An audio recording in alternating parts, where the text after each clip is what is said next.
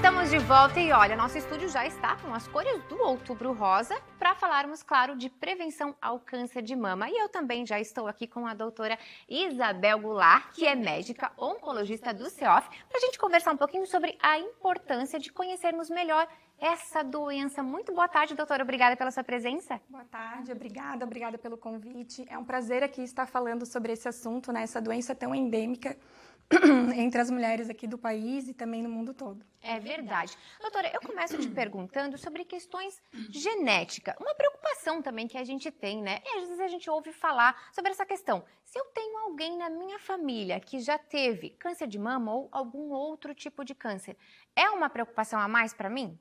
Sim, então, em torno de 10% dos cânceres de mama estão relacionados com a genética. Né? Então, quando a gente tem alguém familiar, primeiro grau principalmente, que sejam tias, avós, mãe, aumenta um pouco o risco, sim, de câncer de mama. De câncer de mama. Então, a gente tem que relacionar a genética, que também faz diferença. Isso é importante também a gente se preocupar.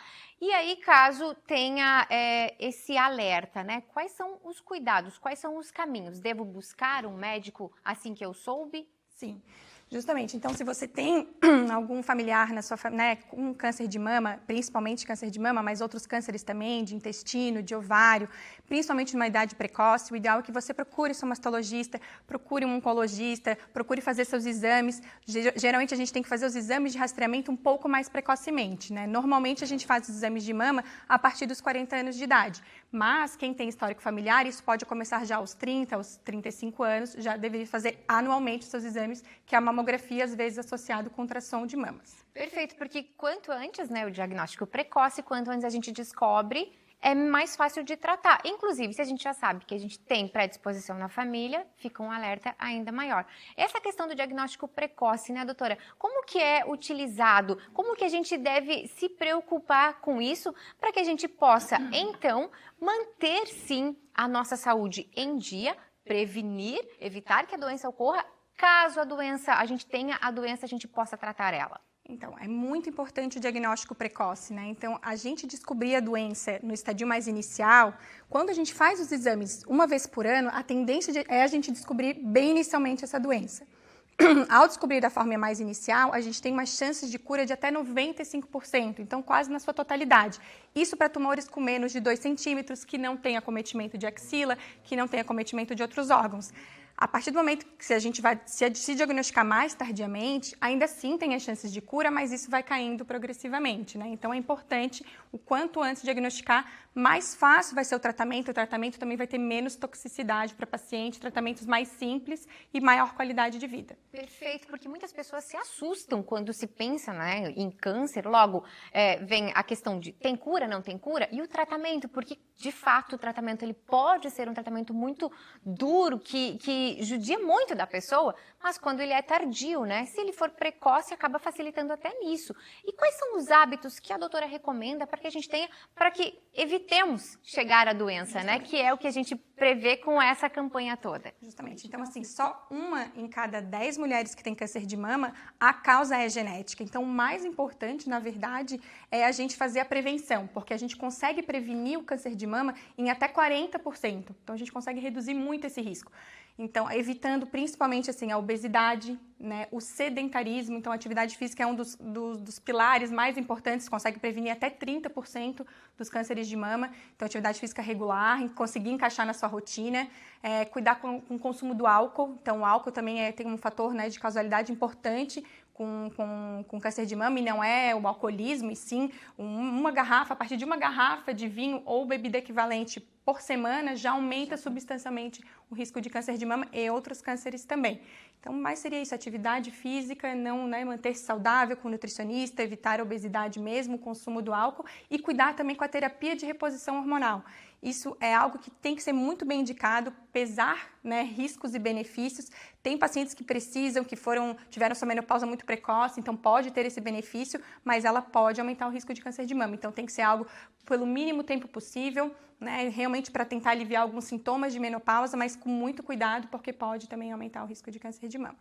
E outra coisa importante são os tratamentos, né, doutora, que eles evoluíram muito, porque tem muita tecnologia sendo desenvolvida justamente se pensando no tratamento do câncer. Tem alguma novidade que a gente pode trazer já para as pessoas que amenizam um pouco toda essa situação?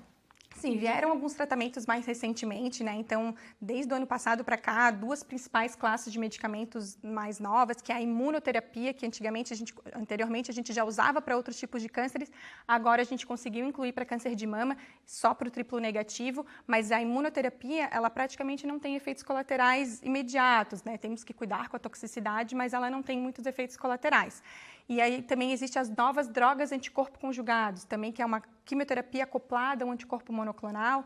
Essas medicações, elas também causam menos toxicidade porque elas vão no alvo e liberam a quimioterapia só praticamente nas células cancerígenas. Então, também já está sendo usado na doença metastática, mas está vindo para a doença inicial nos novos estudos. E com certeza a tecnologia vai avançar muito, né? E por falar em novidades sobre tratamentos, a inteligência artificial surge também como uma solução para a saúde. A inovação promete revolucionar o atendimento de pacientes pelo Sistema Único de Saúde, especialmente no diagnóstico e na prevenção de doenças.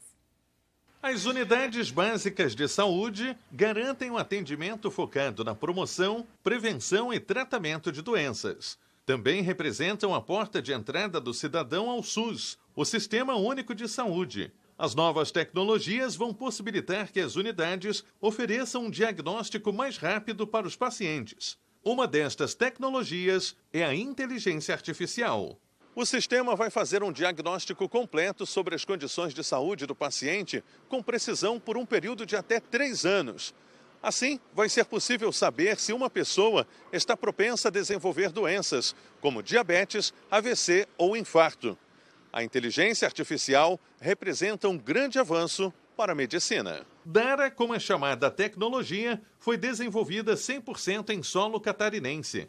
A metodologia é simples. O médico insere os dados do Sistema Único de Saúde e a inteligência artificial apresenta os resultados, o que permite o tratamento personalizado para cada situação. Se eu for no médico com uma dor no joelho, e o foco do atendimento, a princípio, vai ser essa dor no joelho, é claro, mas, ao mesmo tempo, se eu for um paciente já que for propenso a ter diabetes, por exemplo, ou ter um infarto e AVC, é essa frente que a gente trabalhou aqui. Utilizar a inteligência artificial, que é extremamente poderosa, para evitar que as pessoas fiquem doentes e apresentar essa informação ao profissional. Então, a gente consegue, por exemplo, prever que a pessoa vai ter um infarto ou AVC de 1 ano a 6 meses, 6 meses a 1 ano e meio de antecedência. Quanta informação interessante para evitar que essa pessoa fique doente. Atualmente, 190 milhões de brasileiros utilizam o Sistema Único de Saúde. Com a nova tecnologia, vai ser possível melhorar a qualidade do atendimento, garantir mais rapidez e economizar recursos. A inteligência artificial agora depende de aprovação da Agência Nacional de Vigilância Sanitária, a Anvisa, para ser utilizada pelos municípios. A gente já está caminhando aqui com o processo na Anvisa também. É uma segurança a mais que a gente quer transmitir, principalmente aos profissionais e aos pacientes também. Os clientes que já são IPM vão ter o sistema enriquecido com essas frentes. Então, a princípio, vai surgir essas novas frentes aqui de prognóstico. E a ideia é que todo profissional, no seu atendimento, consiga também utilizar esse sistema para prognóstico de, a princípio, diabetes ou infarto e AVC. Claro, vai ocorrer um treinamento com todos os profissionais e vai ter tudo certinho para todo mundo usar da melhor forma. Que bacana, né? A tecnologia contribuindo aí, como a gente acabou de falar, para o Outubro Rosa e para tantas outras doenças. E aqui está então conosco a doutora Isabel, que eu agradeço já pela sua participação, pelos seus esclarecimentos. Lembrando, né, doutora, que Outubro Rosa é uma campanha no mês, mas os cuidados devem ser o ano todo? O ano inteiro, exatamente. Então, uma mensagem, acho que final importante, não tenham receio de fazer os seus exames.